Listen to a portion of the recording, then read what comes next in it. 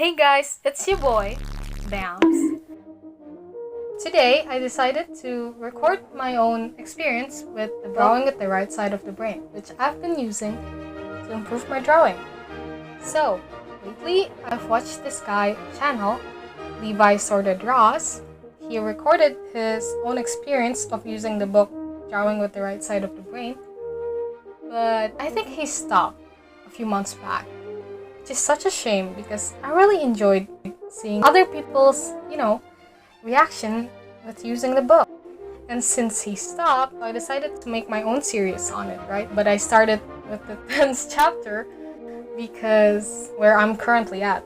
I think I'll make more like the first chapters too later on. So let's just start with the 10th chapter for now, okay? Okay. Before we get to the tutorial, let's discuss the materials. Shading, or light logic, is light falling on forms creating light and shadows in a logical way. There are 4 types of light and shadow, the first being highlight. Highlight is the brightest light, where light from the source falls most directly on the object. The second is the cast shadow, which is the darkest shadow caused by the object's blocking of light from the source. The third is the reflected light, which is a dim light bounced back onto the object by light falling on surfaces around the object. And the fourth and last one is the crest shadow, a shadow that lies on the crest of a rounded form, between the highlight and the reflected light. Here's a larger image of all the shadows and lights. Feel free to pause it to see it more clearly. Values. Values are the tonal differences of light and dark. Pale, light tones are high in value, while dark tones are low in value. A complete scale goes from pure white to pure black, with tons of gradations between them. Now, we finally get to the how to draw the light and shadows tutorial part, right? This is a drawing by Henry Fuseli. Sorry if I said that wrong. As we can see, it looks really real, right? But what if we flip it? Then all of those 3D effects turns into this bunch of light and shadow area. But if we flip it again, then all those light and dark patterns will form a 3D looking drawing. Therefore, to draw a drawing that looks real or 3D, we have to draw the light and shadows just as we see them. No more and no less. Now it sounds very simple, but really, it is what it is. It's all there is to it. I followed this advice, and it worked. Now, let's get to the part where I draw the exercise myself. Okay, so the first step I did was, of course, use my viewfinder with my marker. I didn't have a physical version of the book, so I used the one on my phone. Hope you don't mind that. I just took the pen and I just did the contour really to know how the line art and things,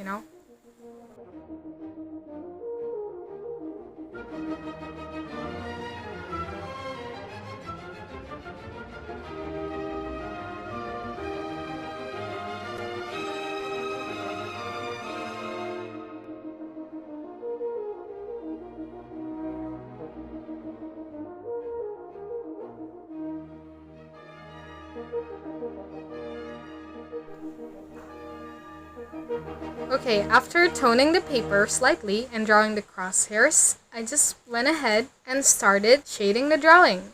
I started with the face because it was my comfort zone. I think I focused too much on the faces. I like drawing faces. It expresses so much, like emotions. I guess. I just like drawing people, okay? I think it's fun. I'm so awkward. It's not even funny. Yeah, I guess. I like drawing people because, I don't know, I just think people are such interesting subjects for drawing. With all their personalities and emotions and all the different features we have as individuals. I just think it's fun to capture on any sort of media, really.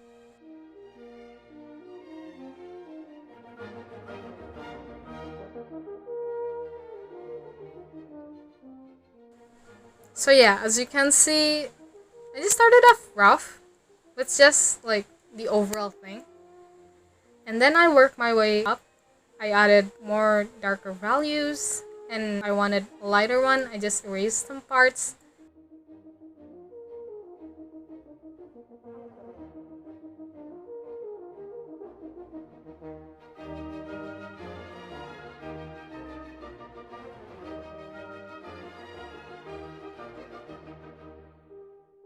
It's kind of taking a long time.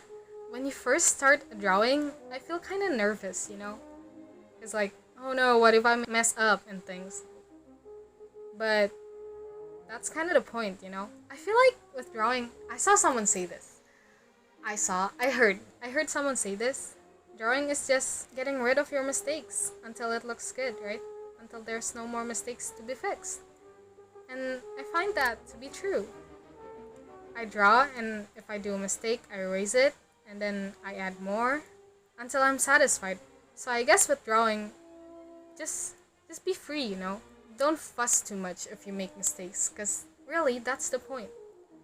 The more mistakes you make, the more you can fix your own mistakes. And with less mistakes that you've already fixed, the closer you are to getting your drawing done. That's what we're going for, right?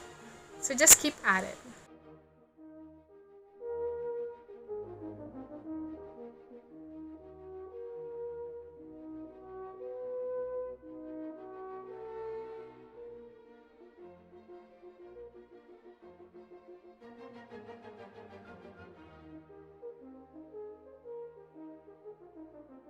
While we're at it, let's talk about how R mode and how it perceives light and dark. So, in the book, Miss Edwards says that R mode is able to deduct a complete image even without complete info.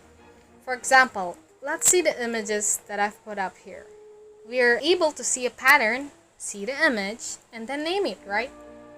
Well, in some experiments, it's been found that some patients with right hemispheres injuries can't really do this. You know, see the image and then name it. Instead, what they see is just random dark and light pattern, like what we saw when I flipped the image. Pretty cool, huh?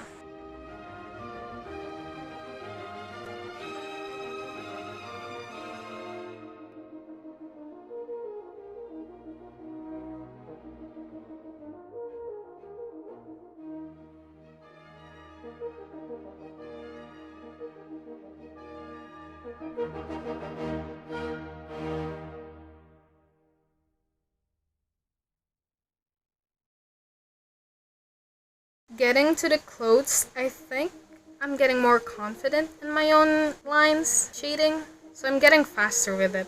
Also, I think I was running out of daylight at that time. I was also focused and running out of time, so I got faster, I guess.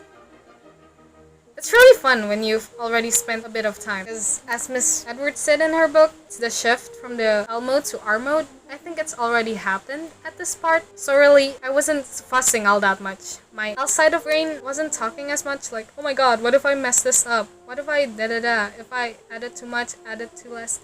I think my brain already shut up, and R mode already took its part. That's why I'm more faster with my moves. And more confident, less erasing, and more doing.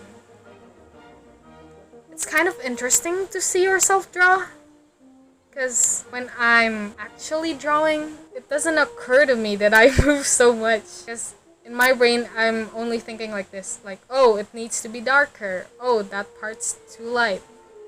I should deepen it. Oh, that part's too dark. I should erase it. But when I actually see myself draw, it's just so fascinating to watch.